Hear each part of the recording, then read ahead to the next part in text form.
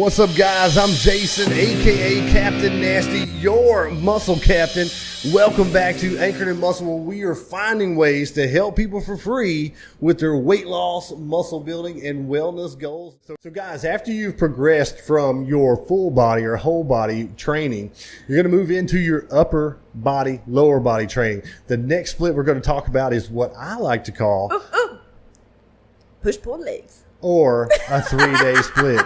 So guys, here again, what this theme is going to do is going to break these muscle groups down, paring them down to where now you're taking not 1 day to train the whole body, not 2 days to train the whole body. Now you're taking 3 days to train the whole body, and you still have time in your week if you can recover well enough to hit the whole body twice 1 week with 1 day off. Oh, see, I put her on the spot again. don't like it. So guys, push-pull legs is a 3-day split. It breaks the major muscle groups down into 3 separate workouts. Breaks your major muscle groups are paired with assistant muscle groups, which are engaged through each movement. In other words, if you were doing a bench press, you have a lot of shoulders, a lot of deltoids, a lot of tricep through that movement. If you are doing a row, any kind of wide grip row, if you're doing a pull down, cable pull down, or a pull up, not only are you engaging the back, you are also engaging the biceps. So this will be where you're going to pair a back bicep day, a chest tricep day, or maybe even chest. See, I'm not gonna do that again and give you another chance. I'm getting fumbled up here, guys. We gotta get this done and get the rust knocked off. You're gonna in a separate leg day. And a whole separate scene. Now she jumps in on me. I was helping. There you go. Because she's reading my bullet points, guys. So we're trying to Those aren't even bullet points. Don't get me started. I have OCD about this crap. So most commonly on a push-pull legs day, 1 day is going to be for chest, shoulders, triceps. Another day is going to be for back, biceps, and forearms. And then a separate leg day where you're going to get your quads, your hamstrings, your calves. And Brandi's over here laughing again. You're going to be breaking muscle groups down even further here, guys, which allows for more intensity and more volume per muscle group trained in each session. Let me tell you some common ways to set this up. Some common ways is going to be chest, shoulders, triceps on Monday, quads, hamstrings, and calves on Wednesday, back, biceps, and forearms with abs on a Friday. This can also be done, it can be set up for twice a week training, Monday, Tuesday, Wednesday, then repeat Thursday, Friday, Saturday with Sunday off. What you got now? Because you're reading over here. You're trying to follow me. Is my punctuation not good on the bullet points? We won't discuss this. Oh, my punctuation. In all honesty, okay, y'all want to know how goofy I am? Please tell us. Come on. Salt and pepper push it was going through my head.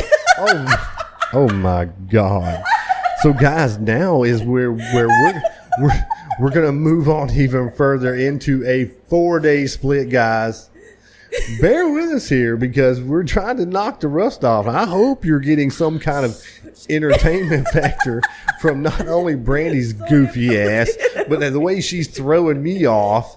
4-day split is next. So guys, we're moving on into now a 4-day split. Keep in mind the whole way through here, a couple of points is what you are doing is as you progress through one, you've got progress and you stall, you move on to the next training split. We're not jumping between these all the time just at random because, we just haphazardly want to, you want some kind of fucking variety or something. If you want to get lasting progress, nonstop progress, the way you should do this, now you grown ass people, you can do what the hell you want, but I'm trying to give you the right information.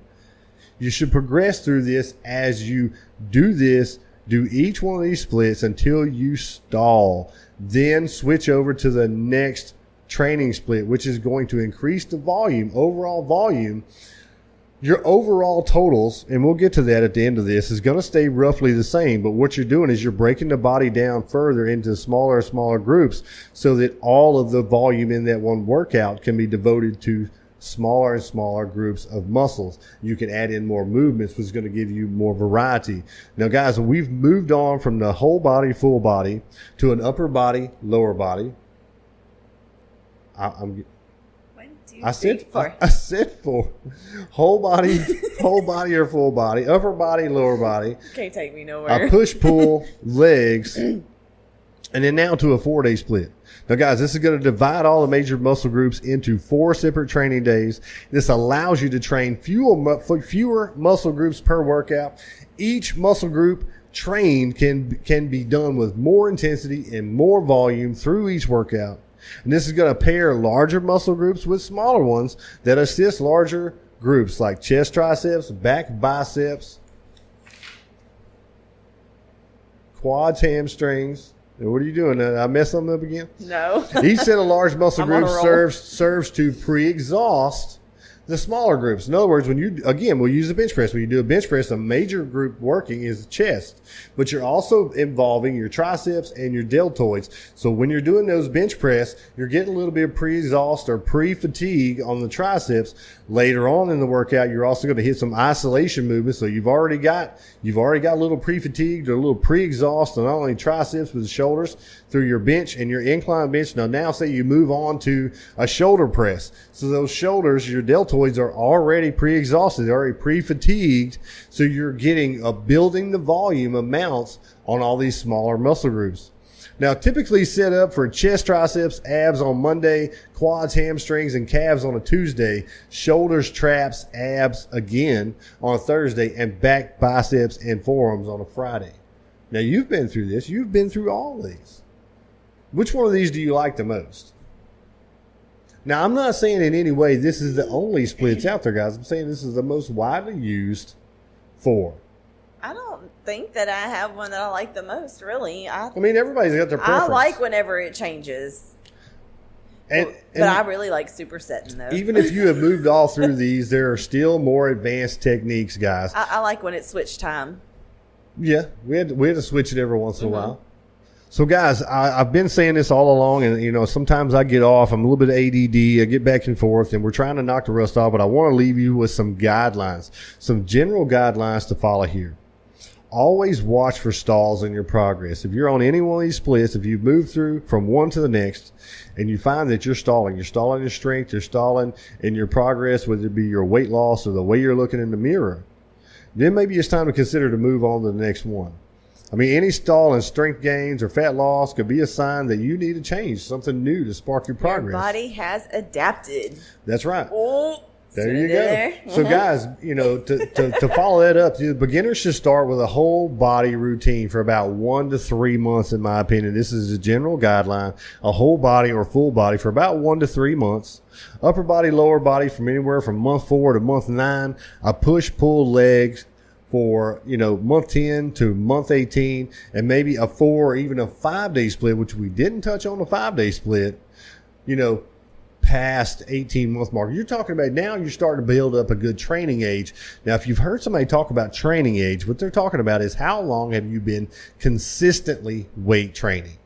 And the further you go, the harder it is to make progress. I mean, muscles, they get tough. They get hard to damage and hard to adapt. So it takes more advanced techniques to continue making progress. Did I cut you off? You wanted to say something? No, I just wanted to clarify something that he had said. Whenever he said, it kind of sounded like you meant you're going to do this for 1 to 3 months, and then you're going to do this for 49. So what he meant by what he probably I'm trying to give some general would have guidelines. Sounded better, I guess you could say, is for the first month 1 through month 3. Yeah, if you're a beginner. You're going to do beginner as, with the whole body. Now, some of you guys out there are going to say, well, wait a minute. I know what I'm doing. I'm no beginner. No. If you've been off for 1-2 years, or if you're an old guy like me, 40 years old, but back in the football days, that doesn't count. You are now a beginner. You were starting from scratch. And then for months 4 through 9, then, you're going to do another one. And then months 10 through 18, so it wasn't being you're going to do a push-pull legs for 10 to 18 months. That's not what it – that's kind of what it sounded like in a way. Okay, I'm sorry. Okay. I was trying to give you a general guideline. Clarifying a little. I was trying to give them a general guideline of how long from beginner,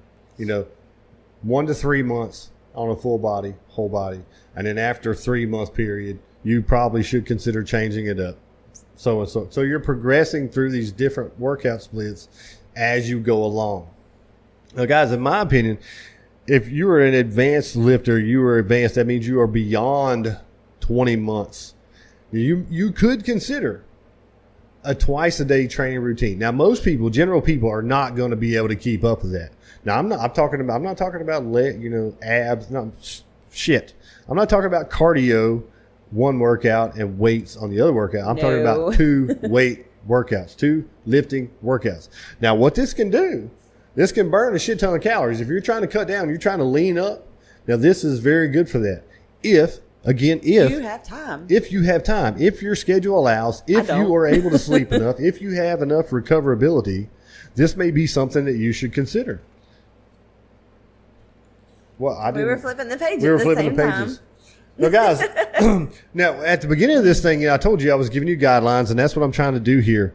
Now, one thing you have to understand that you can very easily overtrain, which, again, depends on many different factors. Your age, how much you sleep, how's your nutrition, how intensely are you training. Now, I want to give you a couple of guidelines that's going to help you when you build these workouts. And if you need help with a workout, never hesitate to reach out. I will be more than happy to help you construct a workout that will work for you. And by the way, we do have workouts posted that you can use for free in our Facebook groups. I mean, they're there. Every time I build a workout for someone, we post it there so you can use them, cycle through them, and pass them on to your friends, whatever you need to do. So, guys, what I want to leave you with a guideline here is no more than 16 to 20 sets per muscle group. Okay, as you move along here. In other words, if you're gonna do chest, no more than 16 to 20 sets for chest. All right. So no more than 40 total sets in any one workout. So now you take that and divide it up. If you were trying to do your entire body in under 40 sets, you would have to do less movements and less sets of each movement. So now you can see as you progress through these workout splits, and you still are working within this same type of parameter of, trying to do no more than 40 sets per training session or per muscle group. You would have, in order to do that, you're going to have to break it down. So that really works here as you progress through these different training splits. So guys, we're going to get out of here. Don't forget to check out those hats, guys. Be looking for shirts, shorts, hats, beanies, hoodies. This all will be coming. We're going to begin to ramp all this stuff up. Maybe even tanks. Maybe even tank tops, Hank. Hank is the one. He's been after me. He wants some tank tops. So, all right, guys, we're going to get out of here. Now, if you're in my area, you are in the Port Arthur, Beaumont area, don't hesitate to reach out. Holler at me on the radio. Captain Nasty, City of Freeport. We will be hanging out somewhere. And we got to get out of here, guys. I want you to make sure that you live safe, stay hydrated, because it's fucking hot in Texas. I don't know where you are, but it's fucking hot in Texas. We can get back to saying it like I did last summer. It was cool for a little while. It was cool for just about this long. All right, guys, we're out of here. Later. Bye, Sandy. It's not Sandy. Such a